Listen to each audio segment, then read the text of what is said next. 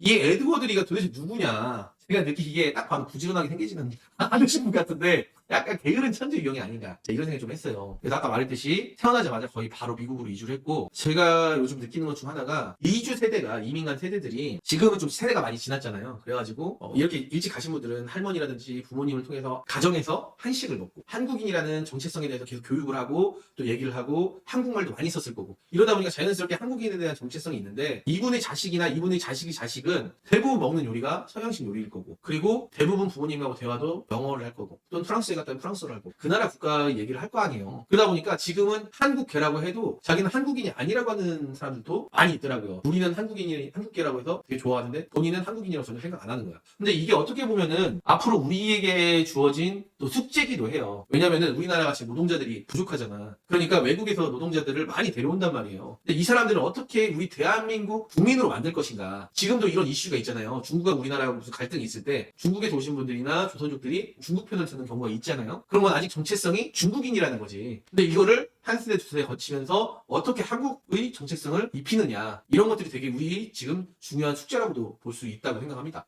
이분이 610 매그놀리아 오너 셰프이기도 한데, 이것도 자기가 차린 가게가 아니라 이분이 여행을 다니다가 요리 솜씨를 보여줬는데, 여기 오너 셰프가 자기가 이제 그만할 때 돼가지고 이걸 물려줬다고 하더라고요. 그리고 아까 말했듯이 여성, 사회, 노동증, 인권운동가이기도 하면서 그걸 관련된 책도 쓰고, 이민자들의 요리를 소개하는 그런 책도 쓰고, 좋은 일을 엄청 많이 하시더라고요. 그래서 무하마드 알리, 그리고 제임스 비디어, 이게 인권상이거든요. 인권에 관련된 상이거든요. 이런 상을 받기도 하고, 아래 말했듯이 아이언 셰프 아메리카 우승도 하고, 그 몇 개월 뒤에 바로 탑 셰프에 나와가지고 텍사스에서 5위도 하고, 그래서 이번에 윤석열 대통령이 미국에 갔을 때 국빈 만찬에 게스트 셰프로도 활동을 하고, 거의 우리같이 이제 요리에 직접적인 관련 없는 사람들은 잘 모르는데 엄청 대단하신 분이더라고요. 결승전 또한 이거 안 보면 안 될 정도로 절절한 스토리가 있는데, 결승전 룰이 이랬어요. 심사위원이 2명이잖아. 그러니까 둘이 의견이 갈리면 다시 또 다른 음식, 또 의견이 갈리면 다른 음식, 그래서 만장일치가 될 때까지 해야 된다라는 게 룰이었는데, 아이러니하게도 처음 음식에서 만장일치가 원래 이걸 제작했던 제작자들은 여러 번 요리를 했으면 하는 마음이 있었던 것 같아요. 근데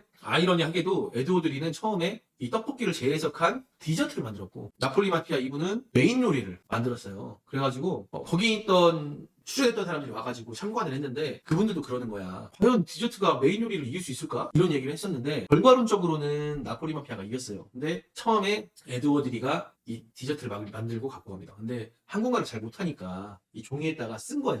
그러면서 내 이름은 에드워드리인데 한국인 이름이 있어요. 이름을 건 요리니까. 한국인 이름은 이균입니다. 하면서 자기의 그 스토리 얘기하는데 절절합니다. 이거 실제로 한번 보셔야 돼요. 그러니까 이게 본인한테는 원래는 엄청 고사를 했대요. 이분을 모시려고 했는데 싫다 했는데, 한국에서 하는 서바이벌이기도 했고, 자기가 이번 기회를 통해서 한국인에 대한 정체성을 확인하고 싶었다, 이런 얘기를 하더라고. 그러면서 에드워드리는 위스키를 먹어요. 근데 이균은 막걸리를 먹어. 난 옛날 사람이 막걸리를 먹는데, 이게 이제 사람들이 이기고 지고도 중요하지만 이 스토리텔링이 중요하잖아요. 축구도 마찬가지고 농구도 마찬가지고, 우승하는 것도 중요하지만 우승을 가는 과정에 있어서 스토리라인을 되게 중요하게 생각한단 말이에요. 근데 이런 스토리라인이 너무 좋았고, 또 이것 또한 사람들이 추측하는데 알 수는 없어요. 이게 본인이 직접 인터뷰를 하지 않았기 때문에. 근데 2라운드에는 항정사 스테이크를 만들었어요. 1대1 대결에서. 그리고 4라운드에서는 에피타이저, 파스타, 스테이크, 5라운드에 아까 말했던 비빔밥 만들어서 또 이런 식으로 코스를 만든 게 아니냐, 결승전까지 해서 디저트를 만든 거는 이 코스를 만든 게 아니냐, 이런 얘기가 있었거든요. 근데 이제 뭐 그건 본인만 알 수 있는 거고, 사실 또 저는 어떻게 생각했냐면, 아니 첫 대결을 디저트로 만들었으면 두 번째, 세 번째가 계속 있을 건데 과연 뭘 만들었을까 궁금하잖아요. 그러면은 아까 말했듯이 에피타이저부터 이렇게 순서대로 왔다면 역순으로 디저트부터 메인 요리 해가지고 역순으로도 할 수 있지 않을까, 이런 생각도 했었는데, 어찌됐건 나폴리 마피아가 전략을 잘 짠 것 같아요. 왜냐면 이 두부지옥 할 때 위에서 보고 있었거든. 그러니까 이 에드워드리가 이게 요리 바리에이션이 장난이 아니야. 이걸 눈으로 직접 목격을 했잖아요. 오랫동안 요리를 하면 내가 불리할 수 있겠구나. 초반에 끝내야겠다. 예를 들어서 스타크래프트 하면은 상대방이 후반전에 잘해. 그럼 내가 초반에 좀 강력하게 몰아붙어가지고 초반 런치로 이길 수 있는 거잖아요. 그게 전략이니까. 그래가지고 결론적으로는 한 게임 만에 결승이 끝나버립니다. 그러니까 이런 거지. 우리도 야구 월드 시리즈나 농구에서 플레이오프 이런 것도 세미파이널이나 준결승에서 엄청 치열하고 너무 재밌게 경기했어도 결승전에서 4대0 나올 수도 있는 거고, 한 방에 그냥 콜드게임 나올 수도 있는 거잖아요. 현실이라는 게. 그렇다고 해서 그 우승을 평하면 안 되는 건 맞는데, 있었는데 이 에드워드리가 너무 빌드업을 잘한 거야. 그래가지고 사람들이 불만이 너무 많았다. 그래서 오히려 이거를 이렇게 한 게임으로 만들지 말고 최소 3음식, 그러니까 뭐 전체나 스프, 메인 요리, 디저트로 3개로 했었으면 어땠을까라는 의견도 있었고, 또 하나는 결승전에 그 나폴리 마피아가 누가 올라오든지 막 짓밟아 버리겠다 막 이렇게 좀 포기롭게 하는데 사람들이 막 야 쇼미더머니냐 막 지긋한 어르신한테 말버릇이 뭐냐 막 이렇게 올리고. 근데 이거 예능이잖아. 예능에서 그럴 수도 있는 거 아닌가? 그런 생각이 좀 들긴 해요 사실. 그래서 젊은 사람이 패기로 쓰고 할 수도 있는 거라고 생각을 하는데 우리 대한민국 선비 나라에서는 허용되지 않았다. 그래서 엄청 욕을 먹었다.